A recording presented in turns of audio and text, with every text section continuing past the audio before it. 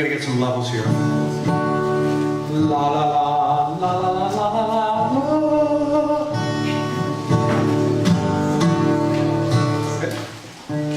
All right, I think you might have copies of Ladies Man. Why am I getting feedback? Introduce yourself. What? Introduce yourself. I will. Patience is a virtue. Okay, sounds like we're good. Okay. I'm Mark Hickler. I'm Fred's son. And the song we're about to sing together is very special to me. It was very special to my dad. The family lore has it that he was singing it when my parents met at that party that my dad mentioned in the video. And there's something about the song, too, that's very much Fred. And kind of captures part of it very well. Oh, I need a crib sheet, excuse me.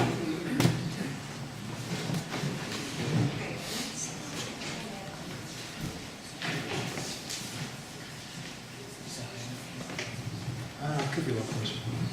You know, I really wanted to come here and be able to do this without any notes, but sadly, a little bit higher there. I even brought my glasses.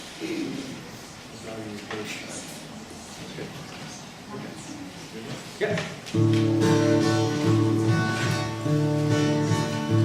Oh, Mars loves wine, oh, Miss loves silk and peas. They love buttermilk. Ever since the world began, the ladies love a ladies' man. I love to sing a song to the ladies. Love to dance along with the ladies. And whether I be on water or land, I'm bound to be a ladies' man. A black snake loves a bluebird's nest. A baby loves his mammy's breast. And hang or stick and stab, the ladies love a ladies' man. I love to say hello to the ladies. I love to shake it out with the ladies. Long as I can see or stand, I'm bound to be a ladies' man. More than watermelon juice, or possum pie, or roasted goose, or stockings from the gravy pan, the ladies love a ladies' man. I love to roll my eyes at the ladies. I love to sympathize with the ladies. You'll find that on mine and on the contract plan, I'm bound to be a ladies' man. Someday this world come to an end. I don't know how and I don't know when. Never bothers fancy then, while the ladies love a ladies' man. When I show respect for the ladies, I expect a little from the ladies. As long as I can tell sugar from sand, I'm bound to be a ladies' man.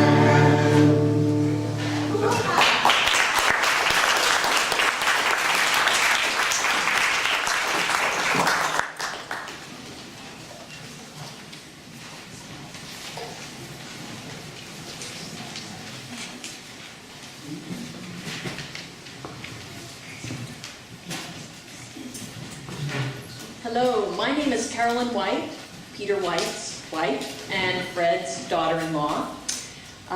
This is the part of the program where we welcome anyone to share any memories that they have of Fred. In order for everyone to hear, when you would like to speak, if you would stand up or wave your hand, and I will bring you the microphone.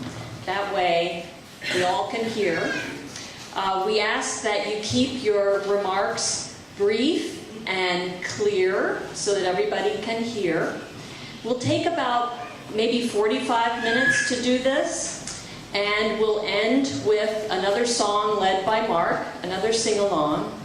Following that, we're going to have a wonderful reception. Everyone here has been so happy to see each other. Maybe we'll call Fred with those lemon bars. So there'll be music, visiting, food. There's a guest book we hope everybody has signed. And I want to say we're so happy everybody is here to celebrate in the joyous life of Big Fred.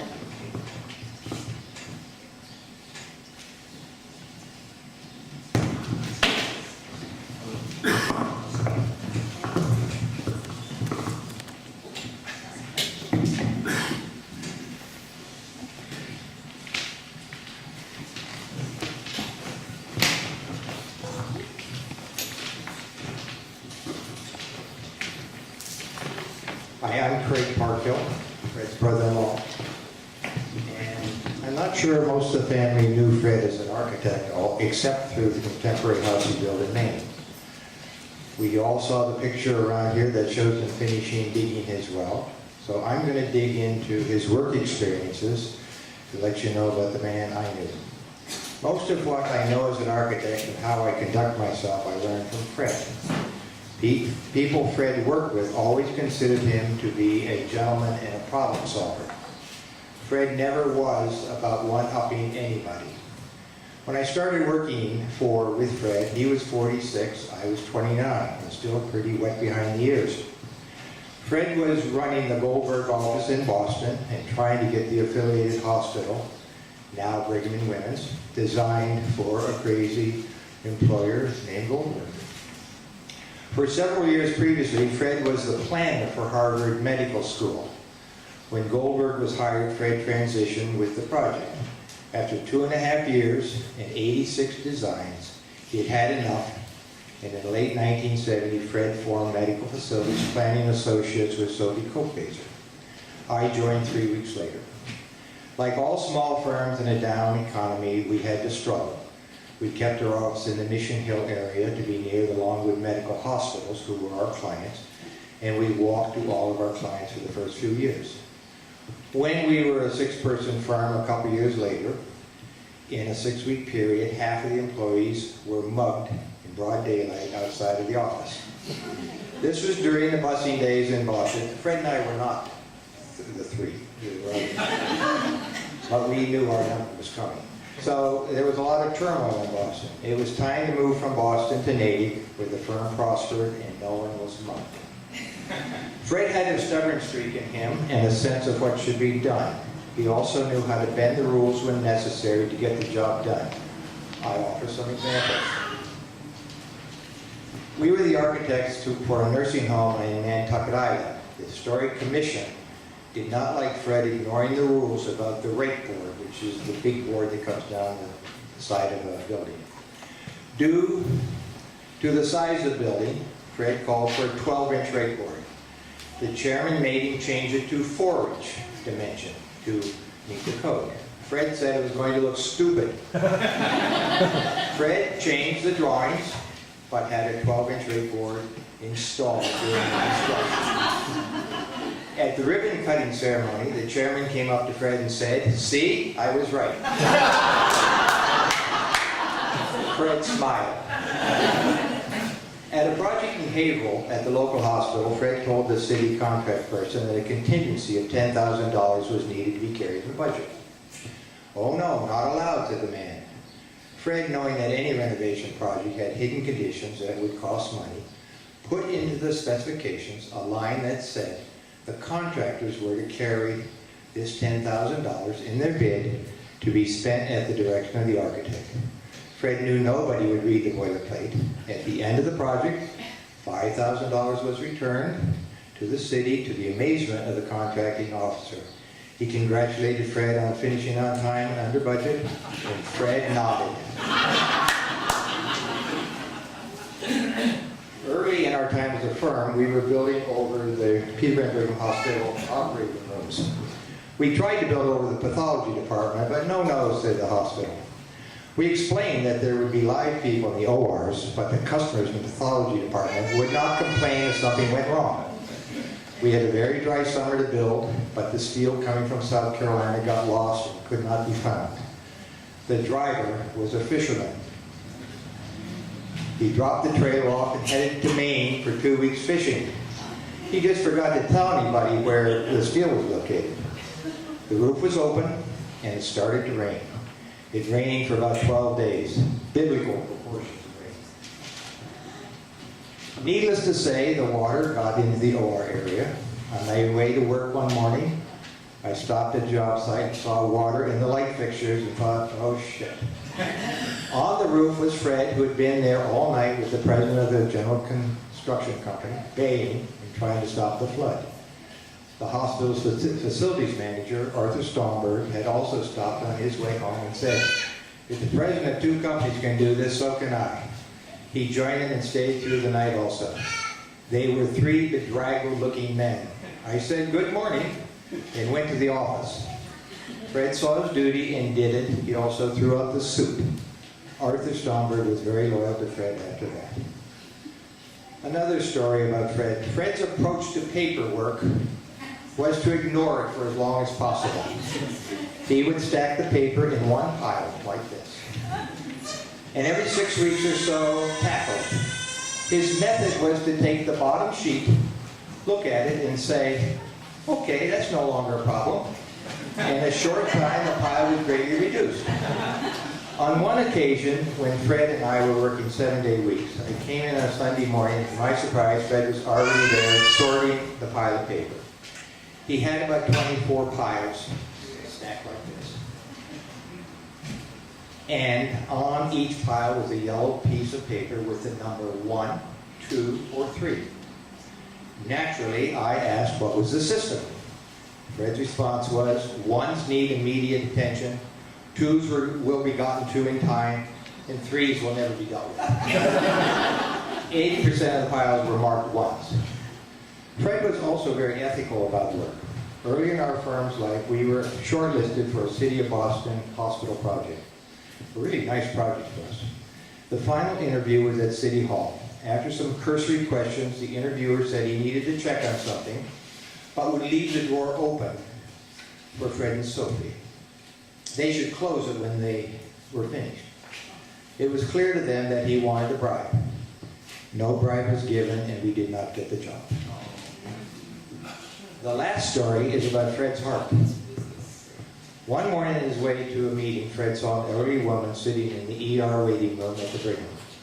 6 hours later, on his way to another meeting, he saw the same woman sitting in the same chair. He stopped and asked why she was still there. Her answer was that someone said the doctor would be there soon. Fred stormed up to the administration, grabbed the VP by the arm, took him back to the waiting room, and said, "Fix this." The VP did. Fred was seen by a lot of people as a patrician. Even though he did not feel that way, he was a problem-solving, down-and-dirty patrician. At meetings, Fred would smooth the waters without blame. He would hike up his pants, and we've all seen it before, and say, "We've got to get this built, guys." Everyone from the laborer, carpenter, up to the senior administrator respected him. Fred and I had about 25 wonderful years as partners. He would often say our partnership was like a marriage without the sex. He was my best friend, and I miss him all the time.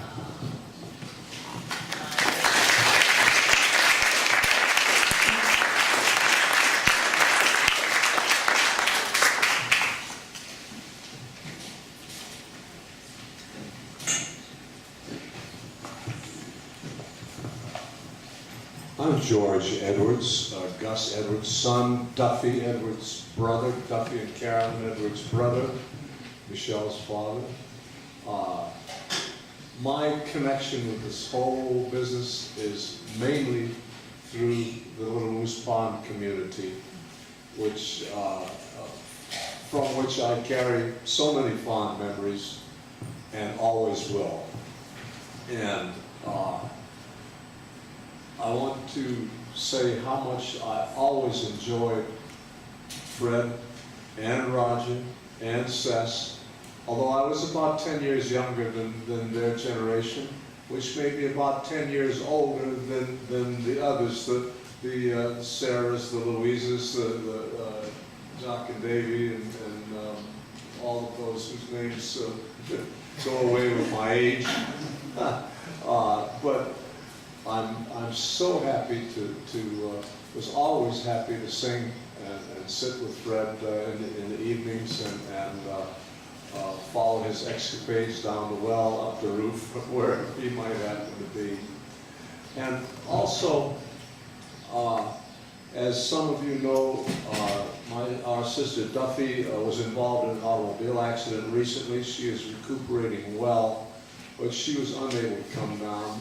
She could not make the trip because of her physical condition. And she wanted me to say that she dearly, dearly loved Fred. I'm going to choke on this.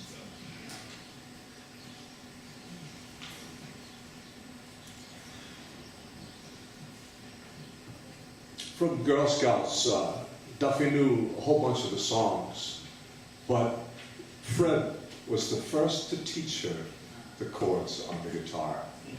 And most of us know where she has progressed from that. And she so much wishes she could be here to see you all.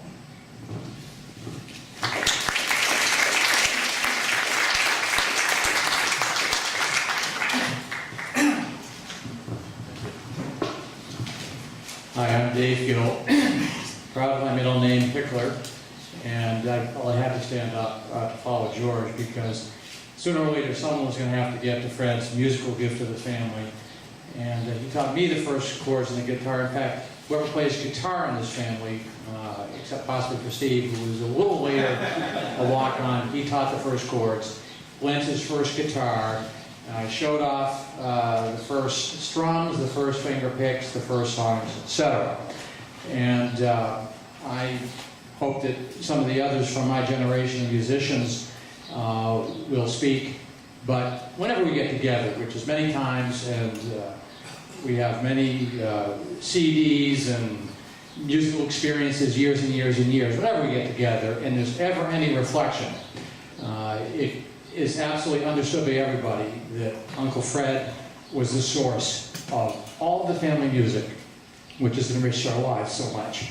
And I often think of Don McLean, American Pie song, and reference to Buddy Holly, his death as the day the music died. And although the music's never going to die, that Uncle Fred bequeathed and handed on, and I hope is listening to, if that song were ever written for anybody, it was Uncle Fred, because he was the music man. I really wanted to grab the mic, though, to say that Fred was a philosopher as well, and to echo some of the sentiments that Craig mentioned about his fairness and his keeping his eyes on the prize, regardless of the crisis. And most of you know me pretty well and know that I've had many existential crises and causes, revolutions, rebellions in my lifetime. So far, they continue. And one of the wonderful things about Fred was that he could never be subverted to somebody else's cause, no matter how much he loved you. He always had the broad perspective, and the broad view was extraordinarily fair. And I remember one particular existential crisis I was having in which I had come to the realization that my parents were not immortal. I think I was in high school, maybe first year in college. It was existential crisis number 400 or so for me that year. But Fred happened to be around as I was commenting that I had a remarkable epiphany, and that was that I recognized that my parents were not immortal, and I recognized further that that was an enormous developmental or maturational step. And I shared this epiphany with Uncle Fred, who put his head back like this and thought a minute, and he said, "Yes, Dave, that is a very important developmental step. But an even bigger one is when you realize that you're not enough.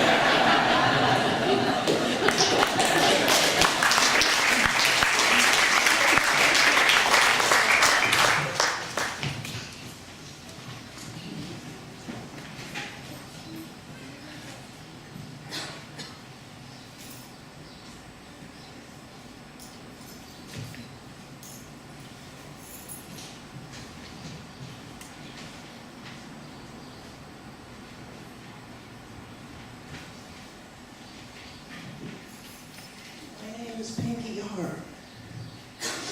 And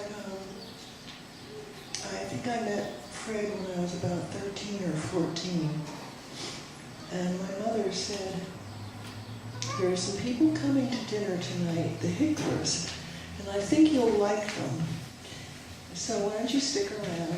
And Fred is tall enough that if you jitterbug with him, he'll be able to fit under his arm when he twirls you around. And anytime the Hicklers were coming to dinner, I did stick around. And my mother was married 4 times. They were all alcoholics. They were all, well, let's say that when it comes to drawing a father, I just never worked out. But when I saw Fred, I was so tall and gangly, always the tallest one in my class. I think on some level I thought, I always felt like an ugly duckling, but when I saw Fred,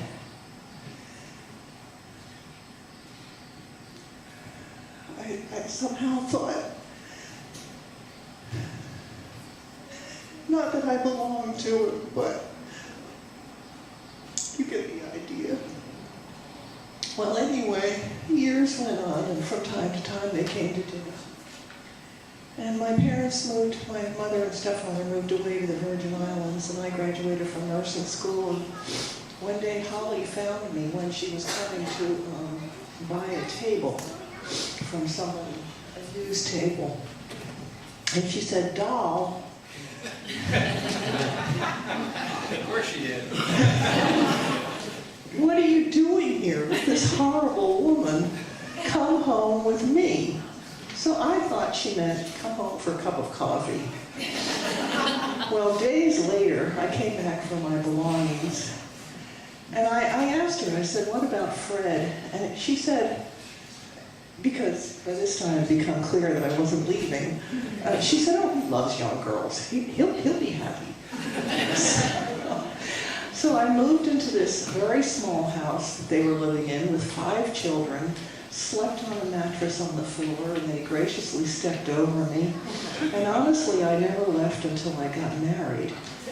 And all of the Hickler children, and I include the white children, I'm sure there were times when I must have annoyed them, or they must have felt like I was the, well, let me put it to you like this. Sometimes I see animal pictures of, some type of animal that's taken in an animal that doesn't belong there, like a pig suckling a dog or something. Well, I kind of felt like that. But the Hickler children and white children were very gracious to me, although I'm sure I got on their nerves at times. And I stayed there until I got married with them. And Fred was really the only man in my life that I could ever really look up to.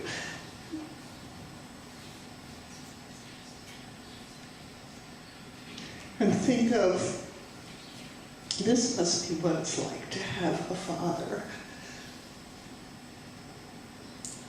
And even in my adulthood, I used to walk into their house and say, "Where's Fred?" And I still used to sit in his lap, even when I was a grown-up. Fred and Holly, who made me thousands of poached eggs and listened to all my woes. Fred taught me, instead of crying my life away, to get mad. He said, put your anger to work for you, which was good advice. And they put up with all my boyfriends trooping in and out of the house, and all of the kids did too. Eventually, I got in a terrible automobile accident. Fred showed up at the emergency room. And for the next year, he and Holly saw me through that nightmare of multiple operations to put my face back together. Fred gave me away when I got married. Fred christened my children at Little Moose Pond. Fred gave the toast at my daughter Sarah's wedding. Fred, I felt like I belonged to Fred. He was so tall, and I felt like an ugly duckling. But when I saw the love in Fred's eyes, I did feel beautiful.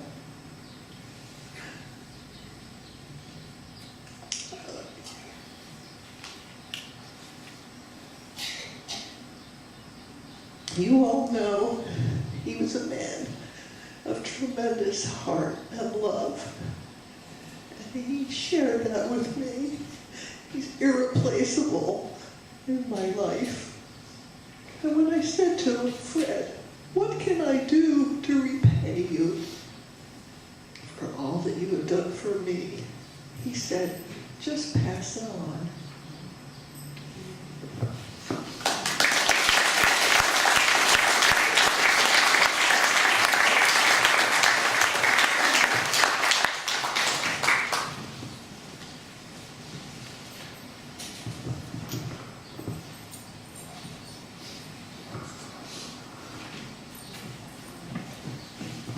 Hi, I'm Lori Parkhill, and I'm Fred's sister, one of his baby sisters, as a matter of fact.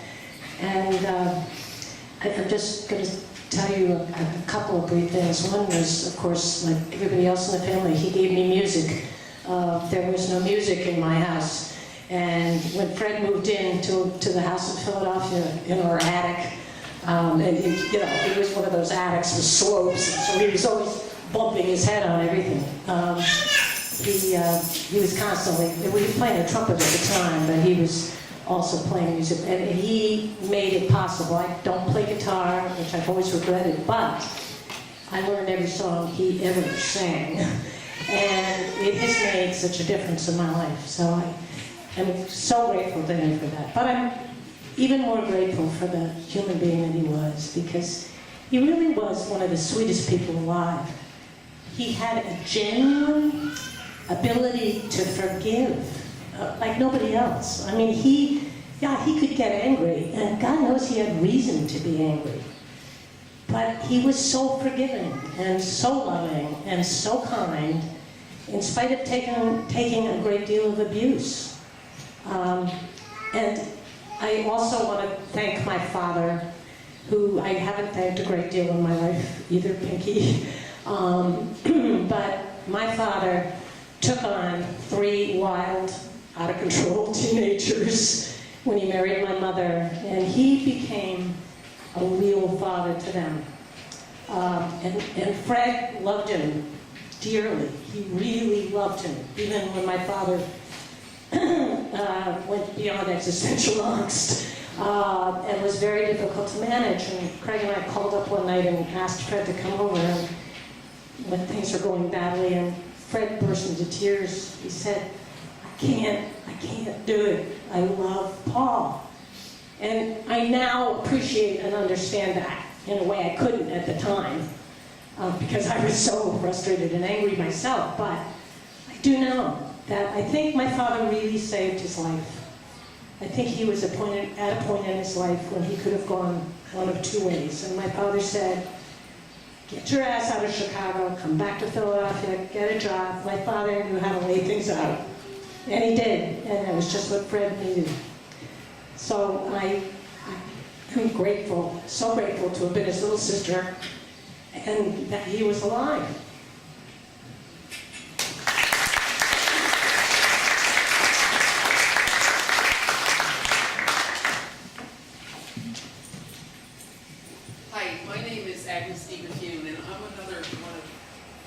adoptees. Can you hear me? Is that okay? Yeah. Fred's my other dad.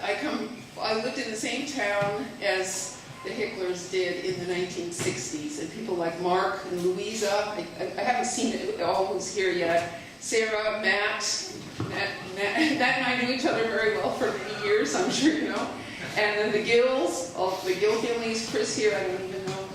I haven't seen anybody.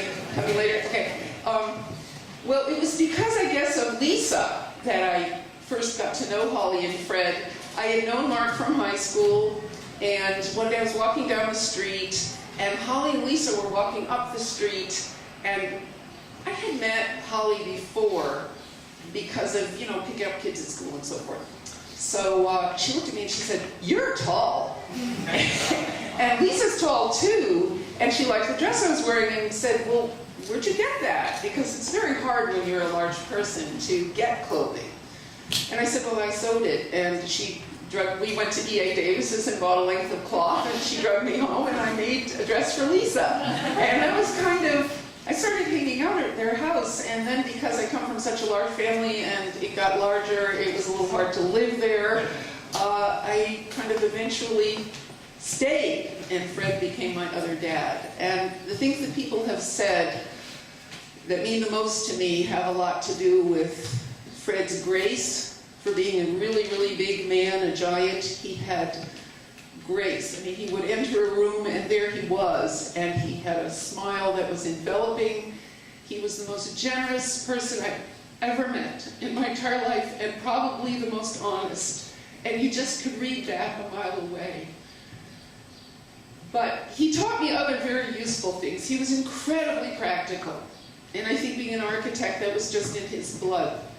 He taught me silly things like when you go traveling and you don't want to get wrinkles in your suit jacket, how to fold it and put it in the suitcase. He had a trick for this. He had a trick for everything. But the most important thing he taught me was about how to hang a door. And up in Maine, one year he had a whole stack of odds and ends of doors that he had pulled out of places he must have worked in. And they decided it was time to put a new door on the outhouse, and he looked at me and he said, "You want to give it a try?" I said, "Oh, okay." He trusted me to take on this project, and I had watched him do it a number of times, and I just went off and did it, and what do you know?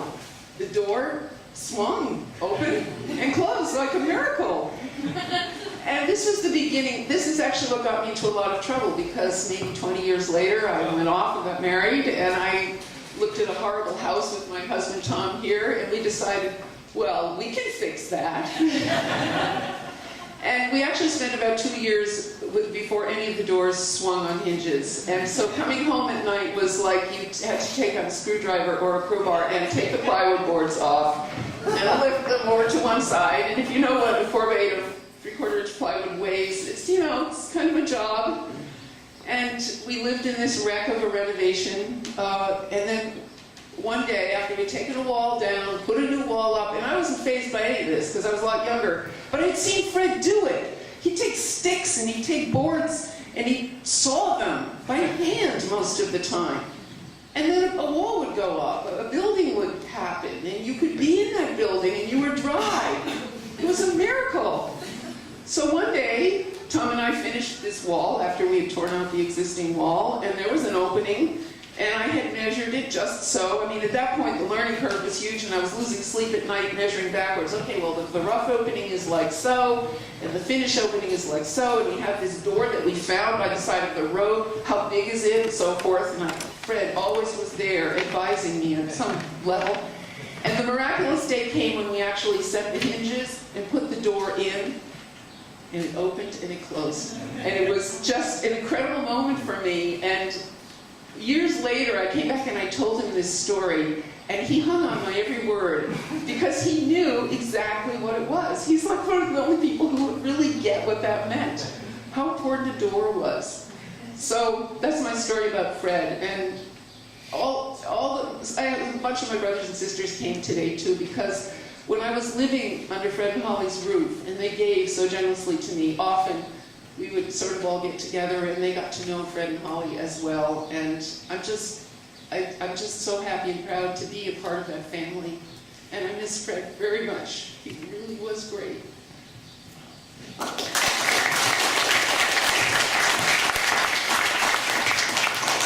Hi, I'm Liz DeBuchanan. I'm one of Agnes's many siblings.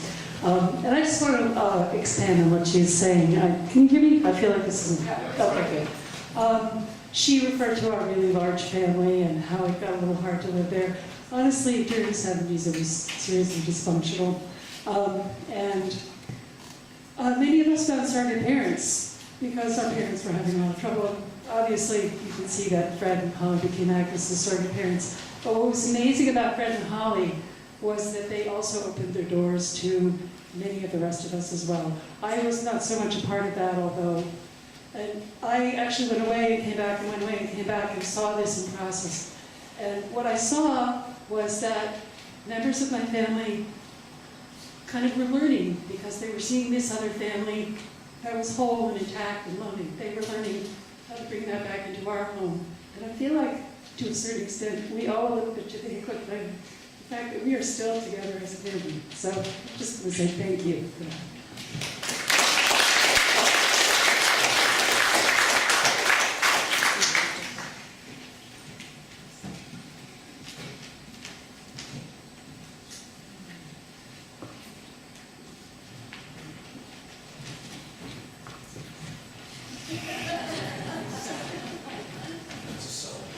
I'm Lisa Hinton, Fred's daughter.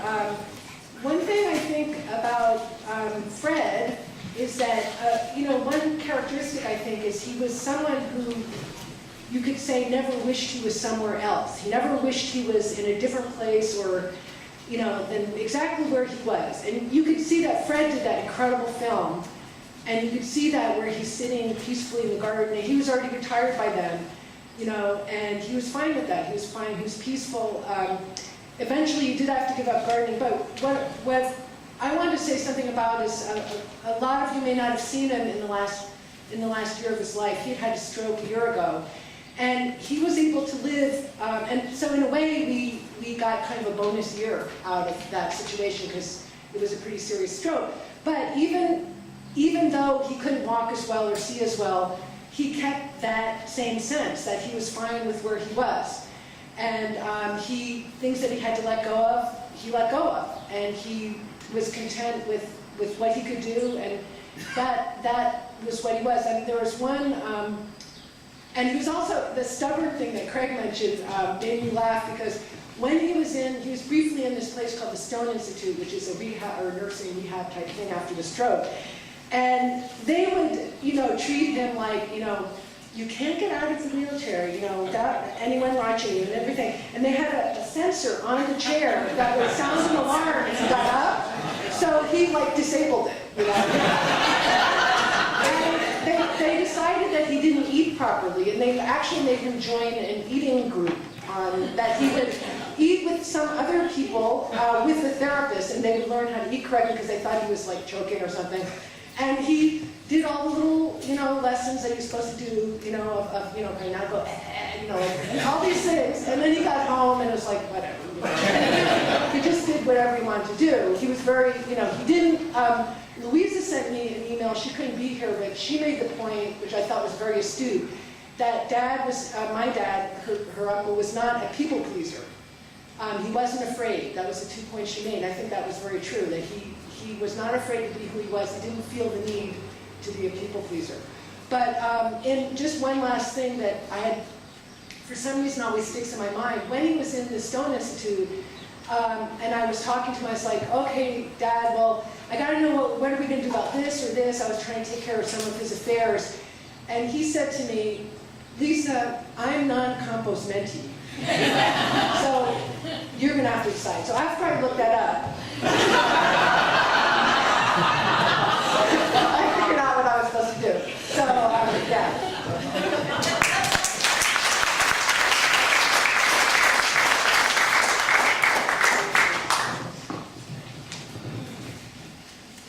I won't bother with the details of how Fred and Holly saved my life over and over again. That's why we're all here, right?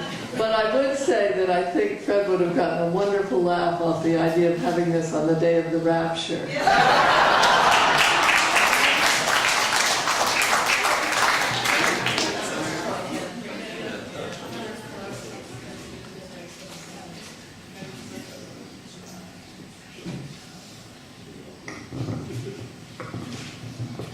Well, you've heard from my name's Jody Bethune. You've heard from two sisters already. Lord knows how many will show up here. We're all here because Fred touched us in some manner, and we want to remember those things. So it was probably 1969 or 70, and I was this gawky teenager, and there were these softball games at Roger and Lonnie's yard, and it was great. Adults, I was playing with adults, this was big. See this giant of a man get up the bat, run around the bases in like 3 steps. It was just incredible. So some 20 years later, and through that, I came to know Fred and Holly and their family, and Matt and his family a little bit, and there was a loose association picking up at Cambridge School, whatever, as I'm learning to drive now. 20 years later, out of the blue, after some prodding, I think, from Agnes, oh, Fred's an architect. I was learning AutoCAD something, and I call him up out of the blue and I say, Fred, do you think you could give me a copy of ACAD such and such? And not a lot of commentary, but due diligence. In the mail comes a copy of, I think at that time was Release 14, and forever grateful, and thank you, Fred, for being there, and that there are people like you.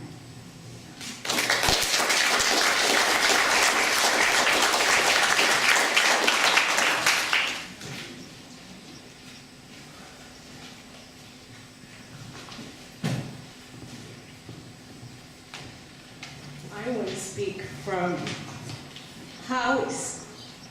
Holly's side of the family. I'm Lonnie Sunstein. I'm the daughter of Holly's sister Jan, one of the twins who I think were extremely important in Holly's life. I was a flower girl at Holly and Fred's wedding. Along with my 2 cousins who are the children of my mother's twin. But that's not what I want to say. Holly and Fred and I had lunch together last summer, and he sure didn't look like he had had a stroke with the intensity that had supposedly happened. And we had an amazing lunch. And they were talking about their marriage. And they looked at each other and reached over the table and held each other's hand and said, Dar, I think it only took 60 years to figure it out. So I have to say that all during those 60 years of knowing Fred and Holly, of knowing Fred, he was always my favorite uncle. And I think what characterized Fred for me is that I knew that no matter what we talked about, he listened. He was an astonishing listener, and he never forgot a detail. So I wanted to speak for our side of the family and tell everybody how well we knew all of you, the Bethunes, of Lammy, all of you who I've known over the years, both because of talk and because of occasionally meeting. So thank you, and thank you, Fred.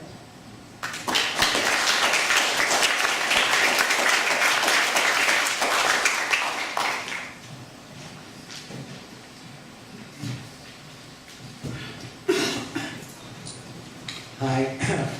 I just wanted to share one very early memory of my father. Okay, so I'm sitting on the floor with my little balsa wood airplane, which in those days were about 10 cents. And I used to love them and fly them. And my dad comes in through the door, and all of a sudden, I see this giant foot come down from my balsa wood airplane. So this is symbolic in a way. You know, people have talked about Dad's philosophical bent, and I think part of my dad's mind was always somewhere else. constantly communing with who knows what. And recently I had a realization about my dad that surprised me in a way. Because I was preparing to come and I was going through the songbook, and I realized, you know, if you take a version of a song that my dad did and you look it up on the internet, every other version sucks, especially the obscure ones. So I realized my dad took what he heard or found and really made his own thing out of it, and I realized that what it is the poetry.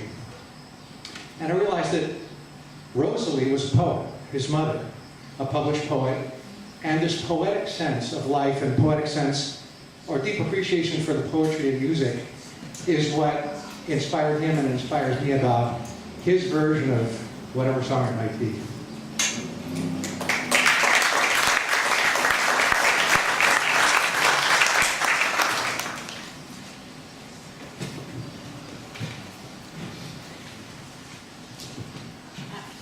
I'm Kate, Fred's daughter, and I was going to sort of continue a bit about that. He loved literature. This is like when we were little, we used to all be together and he'd read us stories, and what he'd read would be Greek myths, the real Greek myths, in containing stories that were really inappropriate for us and were unexplained. But he would read them anyway. He was somebody that didn't believe in censorship.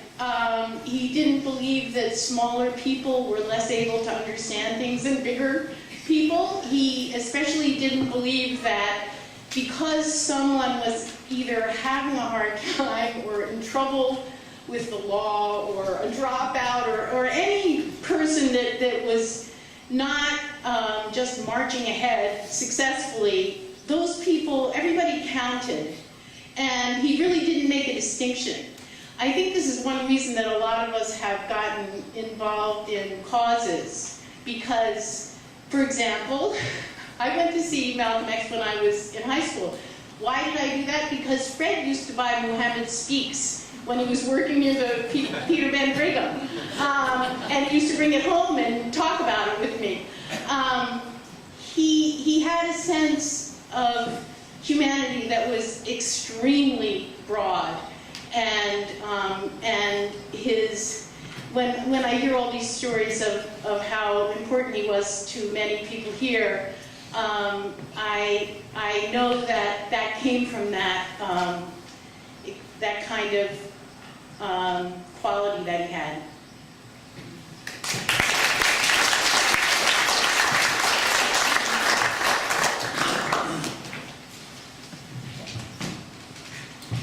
I'm Peter, Fred's son, and this follows on from some things that have been said, but when I was, my daughter Sarah and I were working on the notes for the program, I made a list of all the things that Fred was, which you'll see on the front page. And one of them I found myself putting down was the word pronouncer. And I think it was Sarah said to me, what on earth do you mean by that? What does pronouncer mean? And his philosophical bent, his poetic bent, his thoughtfulness, he made pronouncements all our lives that were fitting to be in a play or to be a summary or the last line in a movie. And there are many of those. I wish I had a perfect memory of all of them. But I want you to imagine 5 kids with Holly and Fred in an old beat-up station wagon in Philadelphia. I want you to imagine that we're going to the zoo and we're looking for a parking place. And we're sort of going from one side street to another, and we end up underneath one of those elevated railroads. A very dingy place, very dark. And there's a big sign that says no parking. And Dad pulls up to the sign, and he parks. And we all get out. And when it's pointed out to him, the sign's there, he said, well, you know, it doesn't say positively no parking. And it was a way of putting things in context.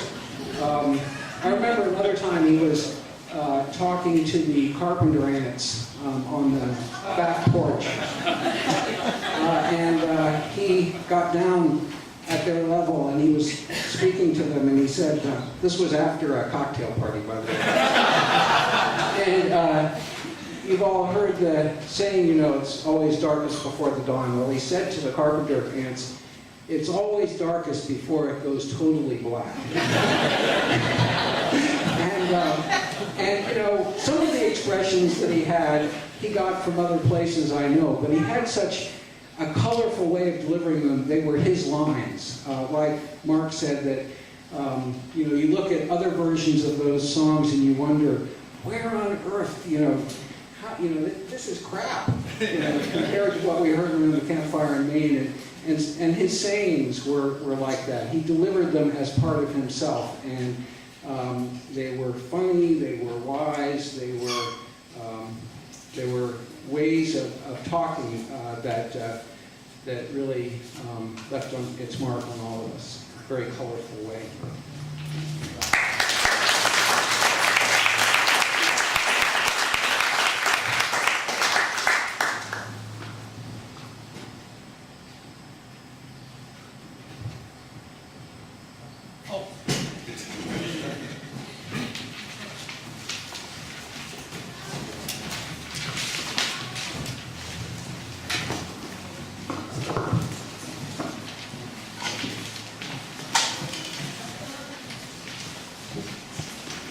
Let's all sing one of my dad's favorites, Midnight Special. Please note the substitutions of local and family names to the usual lyrics. I don't know what Kim's doing. That's good. Well, you wake up in the morning, hear the ding-dong ring, go march to the table. Well, it's only on the table, knife and fork and a pan. If you say anything about it, you're in trouble with the man. Let the midnight special shine a light on me. Let the midnight special shine every love light on me. If you ever go to Houston, boy, you better walk right.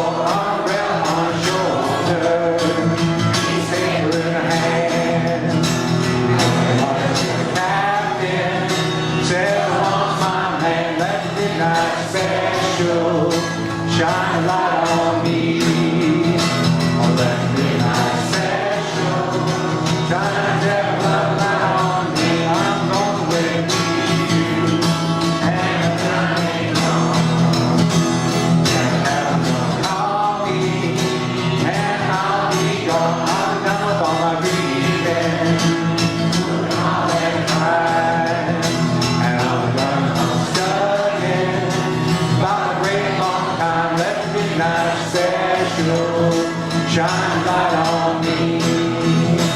Let me night special. Shine tell love light on me.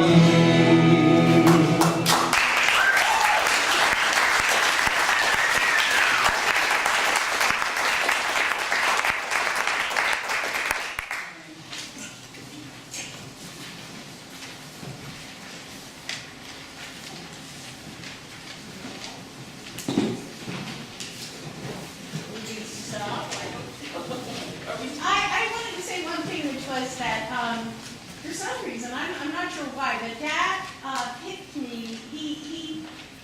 He often told me what he wanted this event to be like.